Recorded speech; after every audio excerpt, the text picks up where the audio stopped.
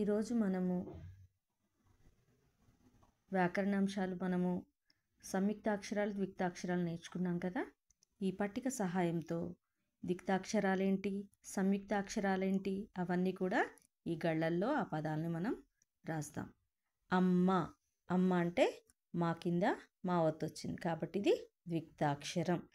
Next వచ్చేసి మార్గం అని ఉంది, మరి రా కింద గావత్తు వచ్చింది కాబట్టి ఇది సంయుక్తాక్షరం మార్గం. నెక్స్ట్ వన్ ఉత్తరం, ఉత్తరం అంటే తా కింద తావత్తు వచ్చింది ఉత్తరం. నెక్స్ట్ వన్ మహాత్మ, మా హా మా అన్నప్పుడు తా కింద మా ఒత్తు మహాత్మ. నెక్స్ట్ గొప్ప, గొప్ప అనేది ద్విక్తాక్షరం, ఇది పా కింద పావత్తు వచ్చింది. నెక్స్ట్ వన్ సత్యం, సా తాకి యావత్తు సున్నా సత్యం. నమ్మకం, నమ్మకంలో మా కింద మా ఒత్తు కాబట్టి ఇది ద్విక్తాక్షరం. ఆశ్రమం, ఆ శ్రమం మరి శ్రా కింద రావత్తు వచ్చింది కాబట్టి ఇది సంయుక్తాక్షరం. నెక్స్ట్ కొబ్బరి, మా కింద బావత్తు వచ్చింది, ఇది ద్విక్తాక్షరం. నెక్స్ట్ పువ్వు, పువ్వు కూడా ద్విక్తాక్షరమే ఎందుకంటే ఇది వా కింద ఊకి వావత్తు వచ్చింది కాబట్టి.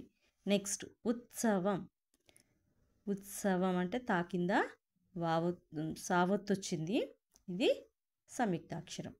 నెక్స్ట్ వన్ తల్లి, ఇది ద్విక్తాక్షరం. నువ్వు, నువ్వు అనేది కూడా ద్విక్తాక్షరమే. అమావాస్య, ఇది సంయుక్తాక్షరం ఎందుకంటే సా కింద యావత్తు వచ్చింది కాబట్టి అమావాస్య. నెక్స్ట్ వన్ సంక్రాంతి, క్రా అన్నప్పుడు కాకి రావత్తు వచ్చింది సంక్రాంతి, ఇది సంయుక్తాక్షరం. స్నేహం, సాకి ఏత్వం దీర్ఘం నావత్తు హం స్నేహం. గుడ్లు, గు డాకి లావత్తు. సరస్సు, ఇది ద్విక్తాక్షరం.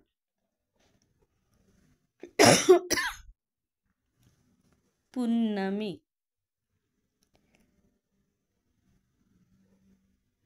పున్నమి ఇది నా కింద నావత్తు కాబట్టి ఇది ద్విక్తాక్షరం. బక్రీద్, మరి కాకి గుడి దీర్ఘము రావత్తు, ఈద్ పొల్లు కాబట్టి ఇది సంయుక్తాక్షరం. ఇప్పుడు తెలుసుకున్నాం కదా ద్విక్తాక్షరాలేంటి సంయుక్తాక్షరాలేంటో మనము. మరి ఒక్క హల్లు కింద అదే హల్లు ఒత్తు వస్తే దాన్ని ద్విక్తాక్షరం అంటున్నాం, ఒక హల్లుకి వేరొక హల్లు ఒత్తు వచ్చి చేరితే దాన్ని సంయుక్తాక్షరం అని అంటున్నాం.